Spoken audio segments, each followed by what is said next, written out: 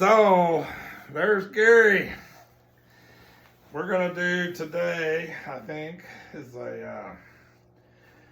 it's going to be in a way a straight Alexander breathing lesson, but it's going to turn into everything you ever wanted to know about breathing for meditation. I'm going to take you a long way down the road, some things you won't need for a while, but Okay. when you get, I don't know, When I get probably more than further down the road. I'm probably telling people things they don't need to hear right now, but no one's going to tell them later on if I don't tell them now. And I think they'll be useful to you one day if you should choose this path of not becoming a piece of wood. Okay. If you're going to be a piece of wood, you can forget this. If you want to become I used to have a friend, I used to always say, I forget how he would say it, but he said it the same way every time. As part of his business was this. It was like, really alive. Really alive. If you want to become really alive, which most people don't, I mean, if you showed them a little peek of what really alive was, they'd say, that's exactly what I'm afraid of and what I don't want anything to do with. So you got to kind of ease yourself into it. But this is how you ease yourself into it. You just got to change your direction. You got to flip the script and go from a professional cocooner to a Great Eastern Sun visionary. But you're going to alternate. Yeah. You're going to alternate views, but you have a natural setting to be a cocooner, but you have to flip it a couple of million times and develop a taste for being a Great Eastern Sun visionary. Yeah. Real alive, but it's a little different. To work up my tolerance. It's like, headed toward the union of appearance and emptiness suffused with knowing, which means some startling facts for the ego and the cocoon, which are not good. So, alignment is, we've been talking about alignment now forever, right? Between our little posture meditation and our Alexander lessons, we've done 3 long videos. Man, a lot of it's alignment. We haven't gotten into we talked about Will Johnson's alignment, relaxation, resilience. I think in a way we're really moving into the relaxation aspect. This breathing thing is completely about relaxation in a certain way. To relax means that you essentially go out, which is what we're trying to learn in meditation. The basic thing that the Buddha is telling us is you got to learn to go out on the out breath and relax and begin to trust. It's almost like Star Wars. It's almost like we're the Jedi training and we're going, trust your feelings, Luke. Trust this radiation, which is, you're going to have to relax. It's going to be different. It may seem scary and you're going to think that that's exactly what I've been avoiding. Some point in my life, I had this all alive visionary stuff, but everybody told me to shut it down, and I said I'd shut it down. And you gotta reverse and go back to when you were 6 and start all over again with your aliveness and reintegrate it. Yeah, for me it'd be about 3. There you go. There you go. So, Mr. Alexander taught a breathing technique, I guess you call it, or he just taught people how to breathe. And he was like really, really careful, like he would do about 10 breaths and that would be it. Come back next week, we'll do 10 more breaths. He was careful not to go too too into it. Sorry. No worries. Go too into it, too fast. Just do as much as you can. You got to know when to stop on this. When you get dizzy, when you get woozy, when you think, oh hell, things are falling apart, maybe just stop, man. It's a good time to stop. Stop the breathing and just go back to your normal thing. And when you're feeling chill again, feeling like you want to be brave again, then you can try this again. But you just have to kind of go easy and get used to it and let yourself, it's not exactly failing, it's just reach what you're ready to absorb at that time and try again next time. Anyway. So here's what Alexander says to do with your breathing, and I would encourage you to do this. And how you combine it with meditation is up to you. Maybe for the first 5 years you don't combine this with meditation, you just practice this off the cushion. But for me at some point it became just a no-brainer to do this on a cushion, and it's been very valuable for me. But there's little hiccups. We'll go through some of that as we go along, but some people aren't going to like it. I mean, a lot of people tell me this is not part of the teaching, but I believe it is. But anyway, I'll make my arguments. So, our problem is we don't know how to breathe. Okay, well, how do you learn to breathe? Well, basically you learn to breathe by letting go on the out breath. You just don't worry about the in breath. The in breath takes care of itself. You don't. There could be a little tendency to puff yourself up with in breath and really avoid that. That's what they mean by do not do anything artificial in breathing. Letting go on the out breath is not artificial. That's the norm. That's what we're going for. That's the reason they keep saying go out on the out breath, let go on the out breath. That's what they're talking about. Let go on the out breath means let go on the out breath. Go out on the out breath means let go and go out on the out breath. That's what it means. When he tells you don't tense up your lips, he's trying to get you to open up your breathing apparatus in the way I'm describing for you. When he says let your mouth work as if you're whispering, that's the instructions straight from the Buddha. Let your mouth be open as if you're saying, and then, that's the instruction. A little bit of sound. He calls it a whispered Alexander calls it a whispered So we're going to practice the whispered which means we're going to make a sound on the out breath. Our whole problem, the reason you're a piece of wood is you don't make any noise on the out breath, and you're afraid to make noise on the out breath. You think you would get noticed or something. You think people would start looking at you funny.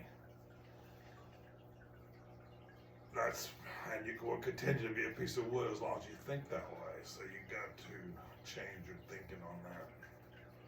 It's okay to make noise. It's okay to breathe.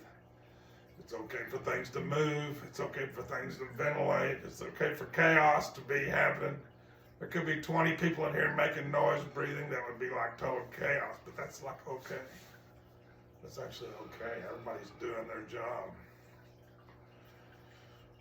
And you could join in, and then I don't think you'll find it such a imposition. So we're just going to let Gary practice his whispered for a little bit here.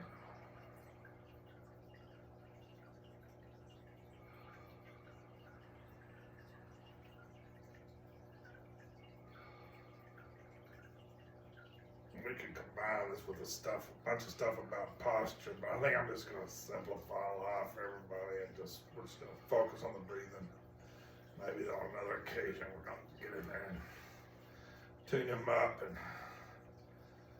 work with the alignment. We're just working with the breathing right now. We're going to kind of let the alignment rest, even though I can't hardly stop myself from wanting to align him up. It's just too much at one time.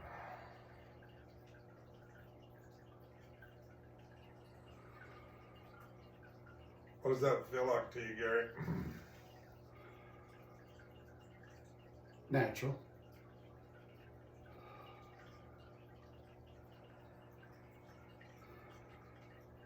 I think my mouth's going to get a little dry. You'd be surprised, man, once you relax, you'll have more spit than you can handle. When I get this going really good, like the drool is just drooping down my chin. My mouth fills with saliva and it's just rolling down. The only reason it doesn't now is because you're so tense that the saliva can't flow. Your mouth is going to get really pooled with saliva if you get into this. It may be dry for a minute, but very soon it's going to get wet.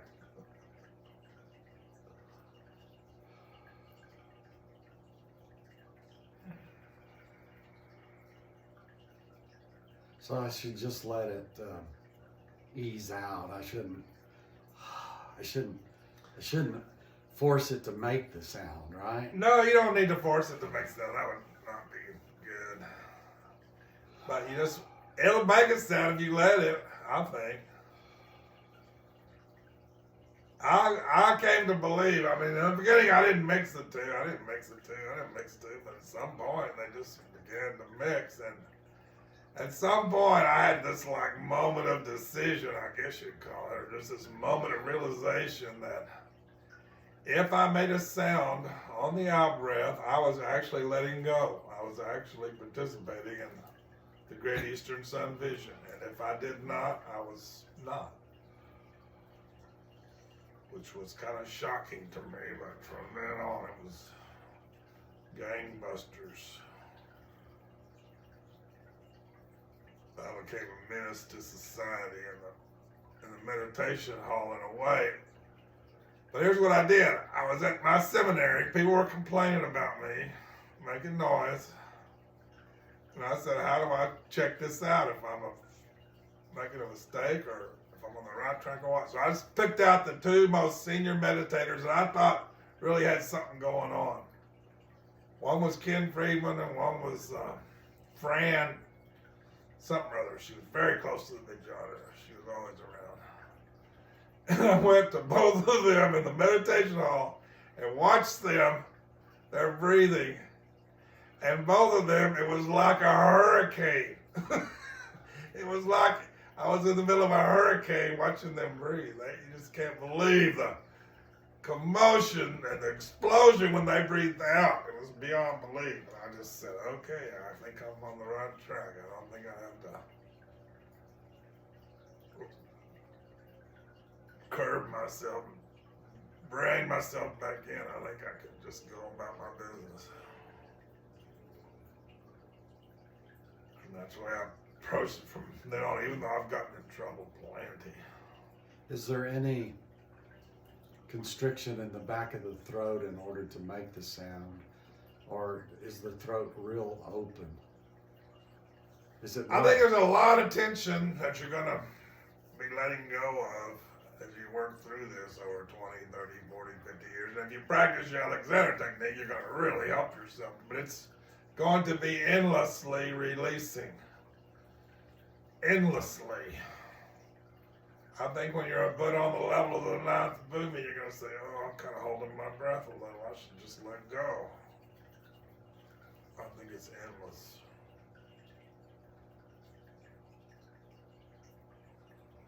Because the breath could come from the lungs. It could come deeper from the belly. Yeah, there's a whole lot of that to be done. You know, and a lot of that's going to depend on alignment.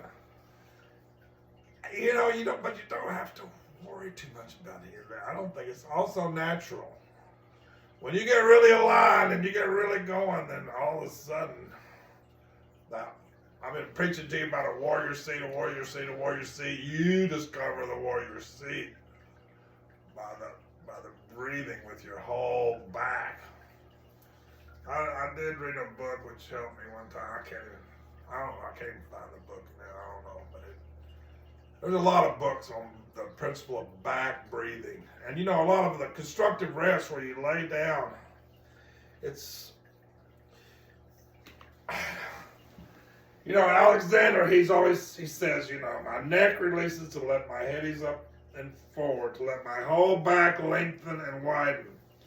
You know, Gary and I, we've been walking on the back a little bit. This is a tiny little thing. Trungpa Rinpoche had this chest. Bo Jackson has this chest, which is like, where the hell did he get that chest? That huge, massive, massive chest. And I don't know, it just comes as you go along and release. And it's releasing this way. And it's just a thought, you know, in a way, it's like a thought of releasing. And two of the most important things, this whole process, eventually at some point your back is going to go back, release backwards. Everything else is important, but boy, when your back releases backward, and also your lower back releases backwards, when that begins to happen, you know, the breathing really takes off. And that whole huge chest thing begins to come into play for you. But you can't chase it. If you just let go of the breath and then breathe naturally when you come in and let it be a little different. Give it some room to be different. Give yourself some room though for the parts of the back and torso to expand a little bit and open up and your posture to improve. It was just a process of training in this thing, this letting go and letting your back lengthen and widen. Thinking helps. Thinking really helps. Moving around a little helps, you know. Just not being frozen and think it's one way and it can't change. But not really trying to own it in a certain way. All you got to do is let go, think, you know, lengthening, and it happens. And you don't have to steer it or guide it or try to make it happen faster. You know, you just move around, get out of the way, and it happens. We're probably over 15. Oh, I'm not even, I can't even.